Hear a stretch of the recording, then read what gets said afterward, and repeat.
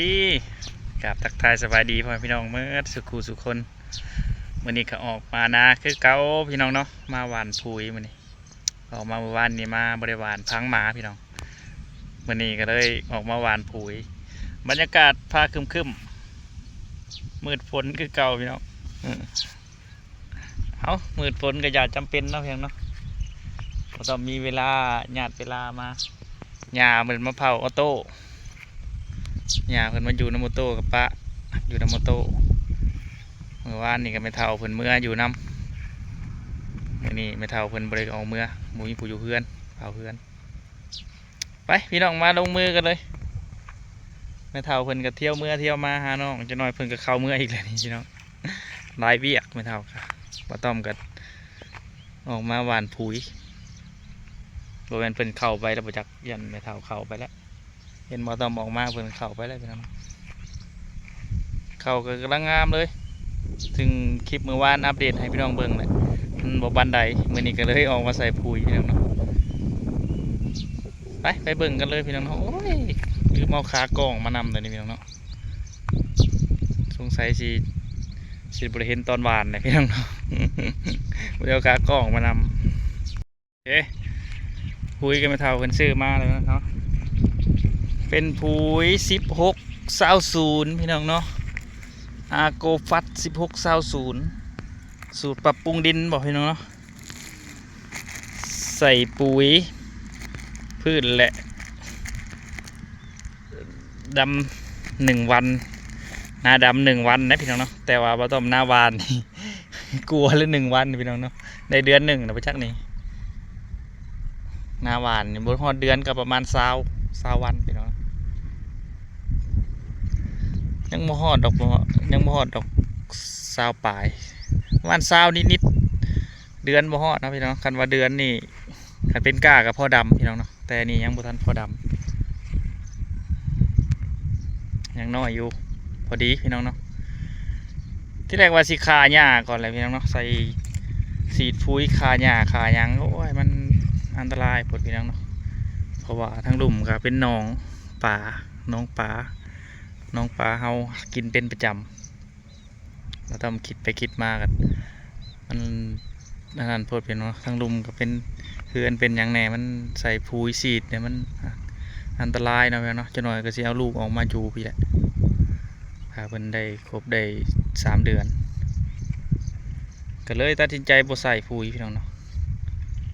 บ่สีดปุ๋ยเดี๋ยวลองเบิ่งปีนี้บ่สีดปุ๋ยขายหญ้ามันเป็นไงแต่ว่าเรื่องหญ้านี่โอ้ยเต็มอยู่แล้วพี่น้องเนาะ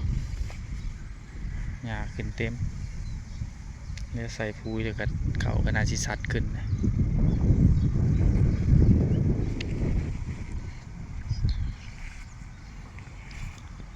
ล่อไม่เท่ากับซื้อใหม่พี่น้องเนี่ยล่อตัวเก่ากับยางหัวแม่งล่อซื้อใหม่ยางมันก็เหี่ยนเนาะพี่น้องเนาะ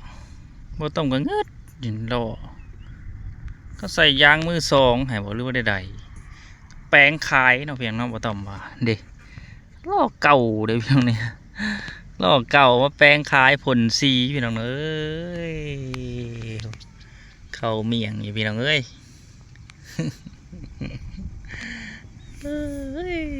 คู่มือนี่พี่น้องเอ้ยแทนที่เห็ดเด็กกันจบเจือพี่น้องเอ้ยอันนี้มันยู่ปูนได้กันรุดแล้วนี่พี่น้องบุคือล่อรุ่นเก่าอยู่กันปะมีฮะคักพี่น้องเอ้ยอยู่กันล่อรุ่นเก่าว่าต้อมเห็ดกับเป็นดอกแนวนี้ ก็ได้มีเครื่องมือเนาะ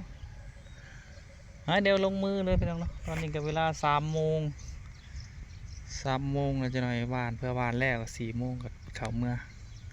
หาน้องโตกันเรียบร้อยเลยพี่น้อง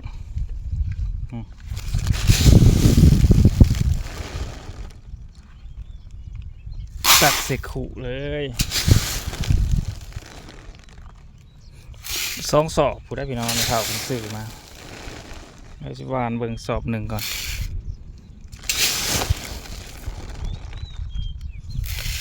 ผลก็เริ่มมาแล้ว มืดมาพี่น้องมันตั้งอยากเห็ดใส่บ่ต้อมหวานพูยตกบ่แห้งดอกเนาะเบิ่งสถานการณ์ไปนะเดี๋ยวลงมือหวานเลยพี่น้อง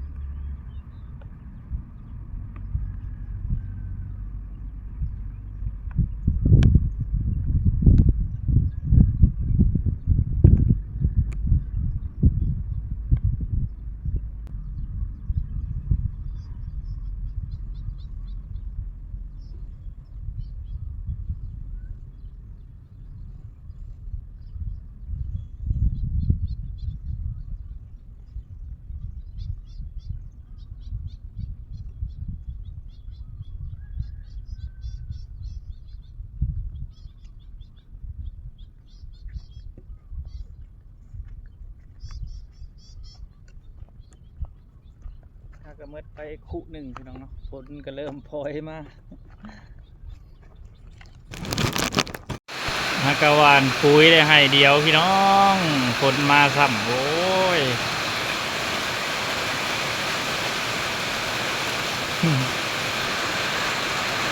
ตกก็ตกโลดขอแต่อย่าตกแห้งพี่น้องเนาะขันตกแห้งปุ๋ยบ่ต้องจืดไหลไปหมดยันไปหวานต่อขันตกซ้ำนี่เนี่ยบนซาวหวานต่อได้พี่น้องเนาะฮักกะวานปุ๋ยได้2 ขู่ได้น้าให้เดียวฝนมาก่อนแต่ว่าเบิ่งท้องผ้านี่คือสิบ่แห้งปานใดดอกพี่น้องเนาะแต่ว่าแนมเบิ่งทางหลังนี่คือว่ามืดแห้งกระดอกมือบ่ต้องบ่มาหวานปุ๋ยบ่ได้ตกนะพี่น้องโอ้ยมือวานนี่คือบ่ตกแต่บ่ต้อมอยู่เฮือนแล้วก็แล้วดอกผลเศร้าลุยต่อพี่น้องเนาะหวานในละ2 4 5ให้พี่น้องเนาะแถวนี้ก็หวานเรียบร้อยหมดขึ้นไปหมดปูนหมดสอบ1พี่น้องเนาะยังอยู่เทิงคน1 2 3 4 5ให้นี่หมดปุ๋ยสอบ1เดี๋ยวไปเอาอีกสอบที่2เบิ่งโมงก่อนพี่น้องเอาสอบที่2มาลุยกันโอ้นักโซนก็นอนเข่าไปเอาอีกสอบ2หวานมันแล้วพี่น้องเนาะเบิ่งโมงมาสอบ2มาต่อพี่น้องลุยต่อสอบที่2เหลืออีก1 2 3 4ให้นี่เหลืออีก4ให้ไปลุยเดี๋ยวคำก่อนพี่น้องหลังจากมาต้มหวานปุ๋ยแล้วฝนก็ตกลงมาเลยพี่น้องมาต้มหากันมาหัวเดือนป้าหวานพี่น้องเนาะเป็นบริถ่ายคลิปให้พี่น้องเบิ่งสอบที่2คือว่าแล้วสำเร็จมาต้มหวานปุ๋ยหวานก่อน2 สอบก็ถือว่าลายและ2 สอบพี่น้องเนาะคือให้ละคู่2 คู่ปลายมาต้มหวานเดี๋ยวอีก2-3 มื้อจะออกไปจอบเบิ่งฝนก็ตกใส่พอดีบริตกแห้งเนาะเพียงเนาะตกพอดีปุ๋ยบ่ต้อมเปื่อย ถือว่าดีคักเลย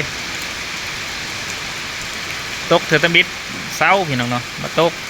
มาตั้มกับลงวานอีกรอบ2มาตกอีกเทือที่2บาทก็คือที่เศร้าอยู่ดอกพี่น้องเบิ่ง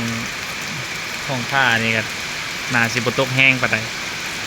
เพราะว่ามันมีเมฆไหลไปมาตั้มก็รีบเฝ้ากลับมาเฮือนนะเพียงนายันสู้ขาออกไปแป๊บโดนๆพี่น้องเนาะออกไปแต่2 โมงคือว่าบ่เตียงสิมาหาพร้อมได้มื้อแรงเนาะพี่น้องเนาะแล้วไปชมคลิปส่องสาวสุกบ่เตียงเพิ่นสิมาลินน้ำร้านน้อยประมาณนี้เลยเนาะพี่น้องเนาะสำหรับคลิปนี้บ่ต้องขอตัวลาไปก่อนพี่น้องเนาะจังไดก็ฝากกดไลค์กดแชร์นะพี่น้องเนาะเพื่อเป็นกำลังใจให้บ่ต้องเฮ็ดคลิปต่อไปสำหรับคลิปนี้ขอกล่าวคำว่าสบายดีบ๊ายบายพี่น้อง